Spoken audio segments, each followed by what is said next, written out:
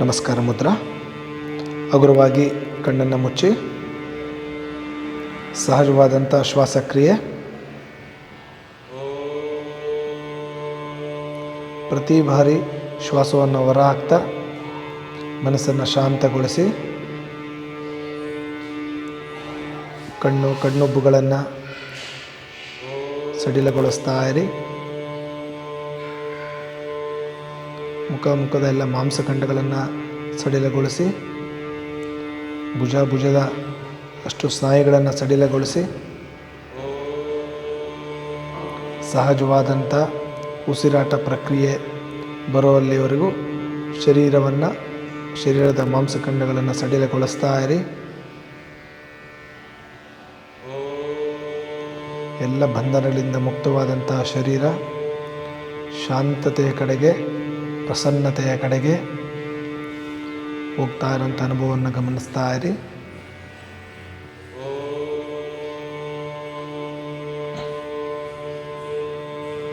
ಓಂಕಾರ.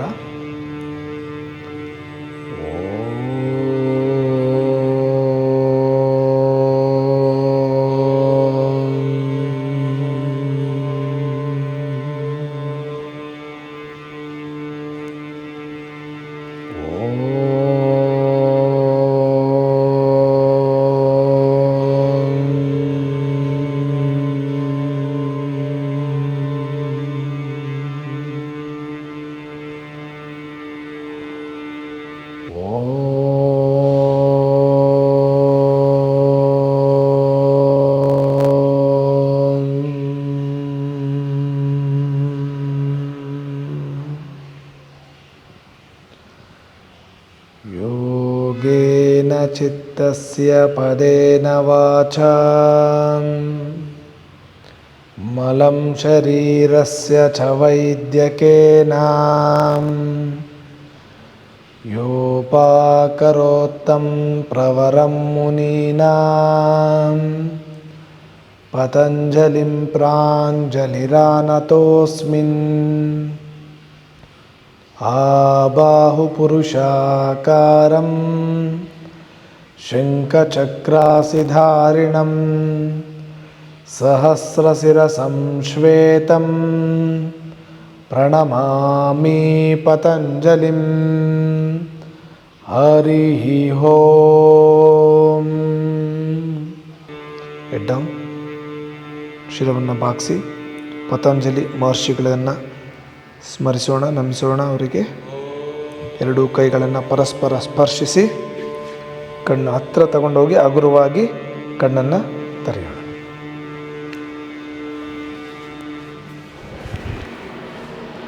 ಇವತ್ತು ಅರುಣ ನಮಸ್ಕಾರದ ಅಭ್ಯಾಸವನ್ನು ಮಾಡೋಣ. ನಾನು ಈ ಒಂದು ವಿಡಿಯೋದಲ್ಲಿ ಅರುಣ ನಮಸ್ಕಾರವನ್ನು ಹಂತವಾಗಿ ಯಾವ ರೀತಿ ಅಭ್ಯಾಸ ಮಾಡಬೇಕು ಮತ್ತು ಯಾವ ಸೂಕ್ಷ್ಮ ಸಂಗತಿಗಳ ಕಡೆಗೆ ಅಭ್ಯಾಸ ಮಾಡುವಾಗ ಗಮನಿಸಬೇಕು ಅನ್ನುವಂಥದ್ದನ್ನು ನಿಮ್ಮೊಟ್ಟಿಗೆ ಹಂಚ್ಕೊಳ್ತೀನಿ. ಮೊದಲಿಗೆ ಎರಡೂ ಪಾದಗಳನ್ನು ಹತ್ತಿರಕ್ಕೆ ತಗೊಳ್ಳಿ. ನಮಸ್ಕಾರ ಸ್ಥಿತಿ. ಇದು ಸೂರ್ಯ ನಮಸ್ಕಾರ ಮಂತ್ರವನ್ನು ಉಚ್ಚರಿಸೋಣ.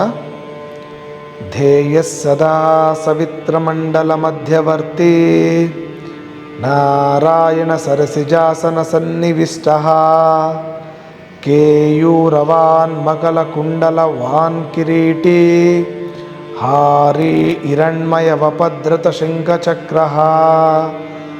ಓಂ ಮಿತ್ರಾಯ ನಮಃ. ತಾಡಾಸನ. ಊರ್ಧ್ವಾಸ್ತ, ಉತ್ಥಾನಾಸನ. ಮೊಣಕಾಲನ್ನು ಮಡಿಸ್ತಾ ಚದುರಂಗ ದಂಡಾಸನ, ಸಾಷ್ಟಾಂಗ ಪ್ರಣಿಪಾದಾಸನ, ಊರ್ಧ್ವಮುಖ.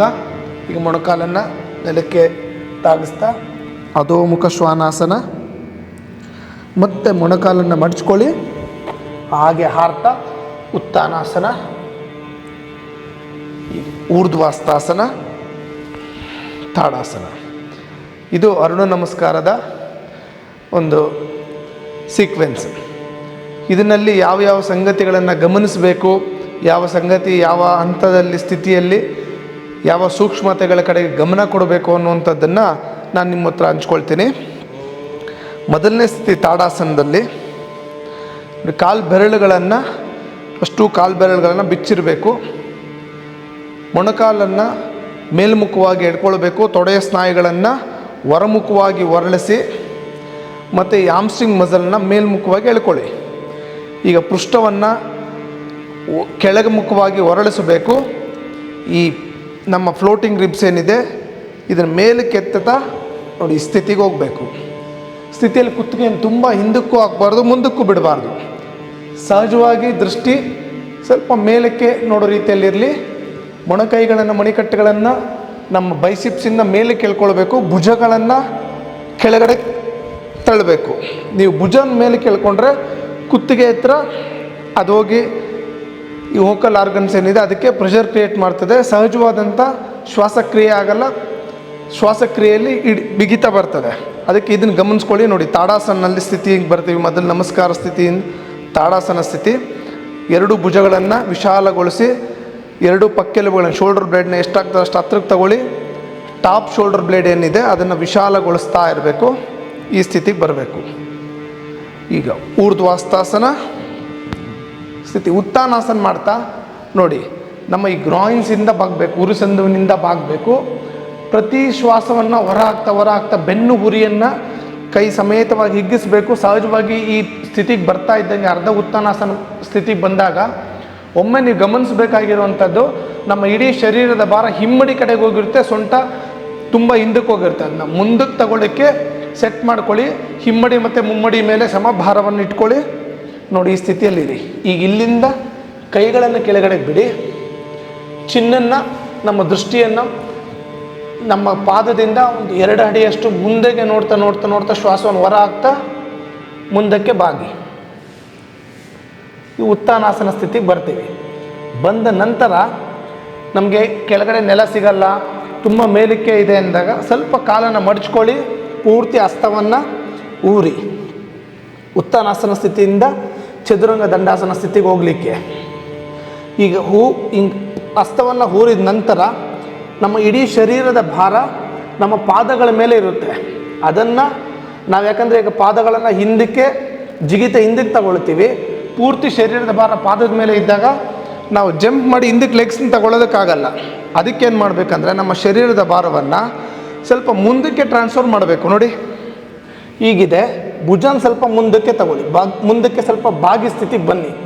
ಪೂರ್ತಿ ಶರೀರದ ಭಾರ ಕಾಲುಗಳ ಕಡೆಯಿಂದ ಮುಂದಗಡೆಗೆ ಕೈಗಳ ಹಸ್ತದ ಮೇಲೆ ಶಿಫ್ಟ್ ಆಗ್ತದೆ. ಆಗ ನಿಧಾನವಾಗಿ ಲೆಗ್ಸನ್ನು ಹಿಂದಕ್ಕೆ ಜಂಪ್ ಮಾಡಲಿಕ್ಕೆ ಸುಲಭ ಆಗ್ತದೆ. ಇದು ಸ್ಥಿತಿ. ಚದುರಂಗ ದಂಡಾಸನ ಸ್ಥಿತಿ ಬಂದ್ವಿ. ಈ ಸ್ಥಿತಿಯಲ್ಲಿ ನಮ್ಮ ರಿಸ್ಟ್ ಏನಿದೆ, ಈ ಕಾರ್ಪಲ್ಸ್ ಏನಿದೆ, ಅದನ್ನು ಎಲ್ಬೋ ಕಡೆಗೆ, ಮೊಣಕೈ ಕಡೆಗೆ ಮೇಲೆ ಎಳ್ಕೊಳ್ಳಿ. ಈ ಮೊಣಕೈಯನ್ನು ಶೋಲ್ಡರ್ ಕಡೆಗೆ ಎಳ್ಕೊಳ್ಳಿ. ನೋಡಿ, ಇದು ಸಹಜವಾಗಿರುವಂಥದ್ದು. ಇದನ್ನು ಸ್ವಲ್ಪ ಮೇಲ್ಮುಖವಾಗಿ ಎಳ್ಕೊಳ್ಳಿ. ಆಗ ಸಹಜವಾಗಿ ನೋಡಿ ಕೈ ಟರ್ನ್ ಆಗ್ತದೆ. ಈ ಸ್ಥಿತಿಯಲ್ಲಿರಿ. ಈಗ ಹಿಮ್ಮಡಿಯನ್ನು ಹಿಂದಕ್ಕೆ ಸ್ವಲ್ಪ ತಳ್ಳಿ. ಈಗ ಸಾಷ್ಟಾಂಗ ಪ್ರಣಿಪಾದಾಸನ ಸ್ಥಿತಿಗೆ ಹೋಗಬೇಕಾದ್ರೆ ನೋಡಿ, ಈ ರೀತಿ ಪೂರ್ತಿ ಮಲಗಬಾರ್ದು ನೆಲದ ಮೇಲೆ. ಮೊಣಕಾಲು ಎದೆಯ ಭಾಗ ಮತ್ತು ಹಣೆಯನ್ನು ತಾಗಿಸಿ. ಈಗ ಇಲ್ಲಿಂದ ಭುಜಂಗಾಸನ, ಊರ್ಧ್ವಮುಖ ಶ್ವಾನಾಸನ ಅಥವಾ ಭುಜಂಗಾಸನ ಅಂತ ಹೇಳ್ತಾರೆ. ನಾವು ಊರ್ಧ್ವಮುಖ ಶ್ವಾನಾಸನ ಸ್ಥಿತಿಗೆ ಹೋಗೋಣ.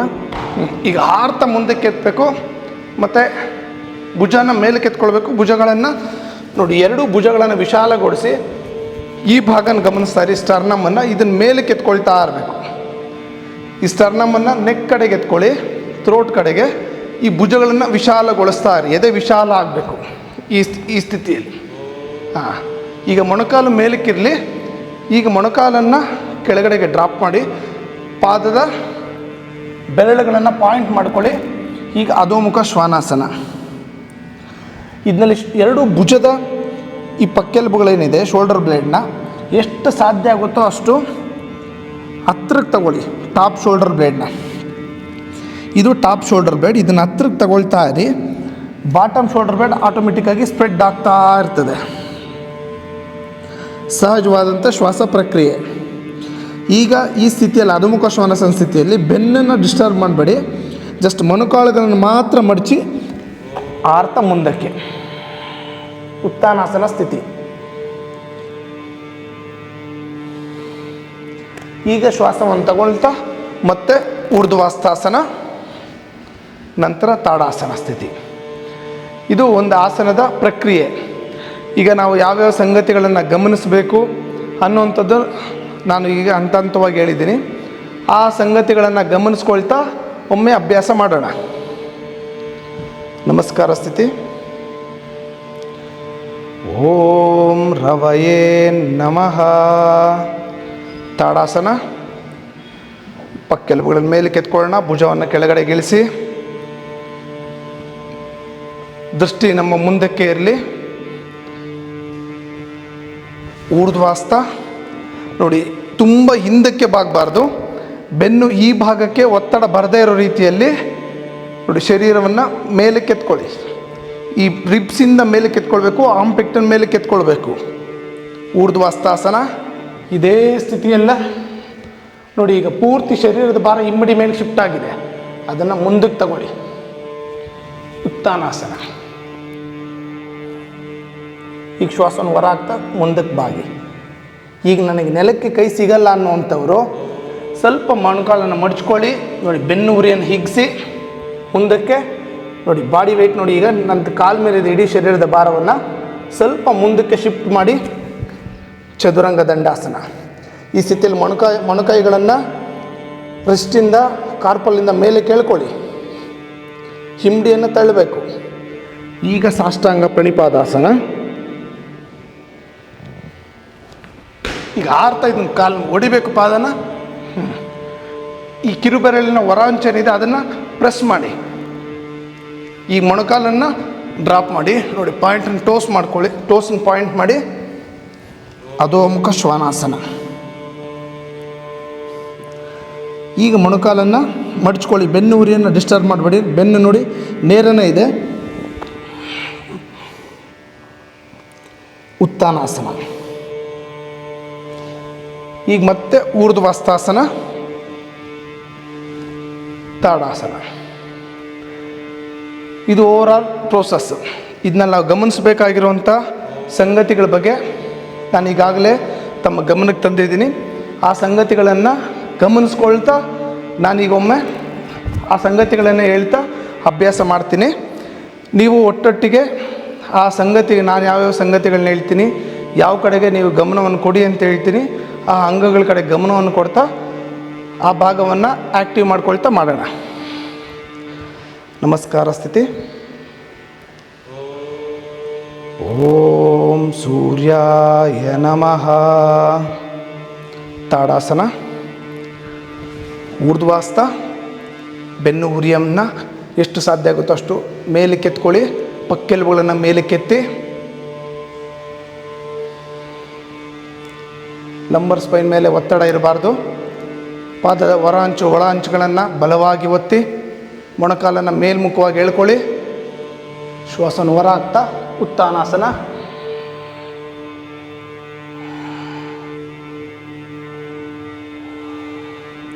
ಈಗ ಮೊಣಕಾಲನ್ನು ಮಡಚ್ಕೊಳ್ತಾ ಶರೀರದ ಭಾರವನ್ನು ಎರಡೂ ಹಸ್ತಗಳ ಕಡೆಗೆ ತಗೊಳ್ಳಿ. ಚದುರಂಗ ದಂಡಾಸನ. ಈಗ ಮೊಣಕೈಯನ್ನು ಮಡಚ್ತಾ ಬನ್ನಿ. ಈಗ ಮೊಣಕಾಲನ್ನು ತಾಗಿಸಿ ನಂತರ ಆಣೆ. ಈ ಸ್ಥಿತಿ ಬಂದ ನಂತರ ಭುಜಗಳು ಕೆಳಗಡೆಗೆ ಬಿದ್ದಿರುತ್ತೆ. ಅದನ್ನ ಭುಜಗಳನ್ನ ಮೇಲ್ಮುಖವಾಗಿ ಎತ್ಕೊಳ್ಳಿ. ಬೆನ್ನು ಕಡೆಗೆ ಎತ್ತಿ ಭುಜನ, ಎರಡು ಶೋಲ್ಡರ್ಸ್ನ. ಈಗ ಮೊದಲಿಗೆ ಕೈಯನ್ನು ಮೇಲೆ ಕೆತ್ಕೊಳ್ತಾ ಕಾಲನ್ನ ಓಪನ್ ಮಾಡಿ ಪಾದನ. ಊರ್ಧ್ವಮುಖ ಧನುರಾಸನ. ಈಗ ಮೊಣಕಾಲನ್ನು ತಾಗಿಸ್ಬೇಕು ನೆಲಕ್ಕೆ. ನಿಮ್ಮ ಮ್ಯಾಟ್ ಮೇಲೆ ಇಡಿ. ಅಧೋಮುಖ ಶ್ವಾನಾಸನ.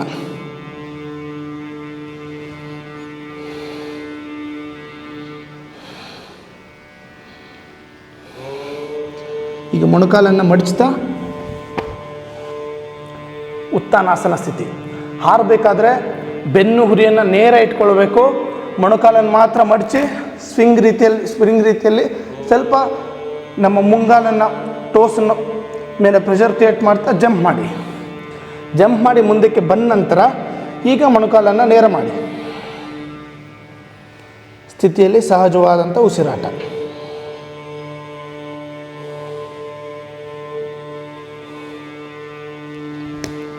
ಮತ್ತು ಊರ್ಧ್ವಸ್ತಾಸನ, ನಂತರ ತಾಡಾಸನ. ಇದು ಅರುಣ ನಮಸ್ಕಾರದ ಒಂದು ಸೀಕ್ವೆನ್ಸ್. ಇದರಲ್ಲಿ ನೀವು ನೇರ ಊರ್ಧ್ವಸ್ತಾಸನ ಉತ್ಥಾನಾಸನದಿಂದ ತಾಡಾಸನ ಸ್ಥಿತಿಗೂ ಬರ್ಬೋದು, ಅಥವಾ ಊರ್ಧ್ವಸ್ತಾಸನ ಸ್ಥಿತಿಗೆ ಹೋಗಿ ನಂತರ ತಾಡಾಸನಕ್ಕೂ ಬರ್ಬೋದು. ನಿಮ್ಮ ಅನುಕೂಲಕ್ಕೆ ತಕ್ಕ ಹಾಗೆ ನೀವು ಅದನ್ನು ಜೋಡಿಸ್ಕೊಳ್ಳಿ. ಮತ್ತು ಈ ಒಂದು ಅರುಣ ನಮಸ್ಕಾರದಲ್ಲಿ ನಾವು ಇದೇ ಹಂತವಾಗಿ ಅಭ್ಯಾಸವನ್ನು ಮಾಡ್ತಾ ಶ್ವಾಸದ ಕಡೆಗೆ ಗಮನವನ್ನು ಕೊಡ್ತಾ ನಾವು 13 ಅರುಣ ನಮಸ್ಕಾರವನ್ನು ಮಾಡಬಹುದು. ಹಾಗಾಗಿ 13 ಮಂತ್ರಗಳನ್ನು ನಾನು ಡಿಸ್ಕ್ರಿಪ್ಷನ್ ಬಾಕ್ಸಲ್ಲಿ ಹಾಕಿರ್ತೀನಿ, ಅದನ್ನ ಅಭ್ಯಾಸ ಮಾಡ್ಕೊಳ್ಳಿ. ಅದೇ ರೀತಿಯ ಅಭ್ಯಾಸವನ್ನು ಮಾಡಿ. ಮತ್ತು ಈ ರೀತಿ ಮುಂದಿನ ಹೊಸ ವಿಡಿಯೋಗಳಿಗೆ ನಮ್ಮ ಈ ಕೌಶಲಂ ಯೋಗ ಚಾನಲನ್ನು ಸಬ್ಸ್ಕ್ರೈಬ್ ಮಾಡ್ಕೊಳ್ಳಿ. ಮತ್ತು ಬೆಲ್ ಐಕನನ್ನು ಪ್ರೆಸ್ ಮಾಡೋದ್ರ ಮೂಲಕ ಹೊಸ ವಿಡಿಯೋಗಳ ನೋಟಿಫಿಕೇಷನ್ ನಿಮಗೆ ತಲುಪುತ್ತೆ. ಈ ಅರುಣ ನಮಸ್ಕಾರದ ಬಗ್ಗೆ ಏನಾದರೂ ಸಂಶಯಗಳಿದ್ದರೆ ನನಗೆ ನೀವು ವಾಟ್ಸಪ್ ಮೂಲಕನೂ ಟೆಕ್ಸ್ಟ್ ಮಾಡ್ಬೋದು, ಅಥವಾ ಕಮೆಂಟ್ ಬಾಕ್ಸಲ್ಲಿ ನಿಮ್ಮ ಕಮೆಂಟ್ಗಳನ್ನು ಟೈಪ್ ಮಾಡಿ ನಾನು ಅದಕ್ಕೆ ಉತ್ತರವನ್ನು ಕೊಡುವಂಥ ಪ್ರಯತ್ನವನ್ನು ಮಾಡ್ತೀನಿ. ಧನ್ಯವಾದ.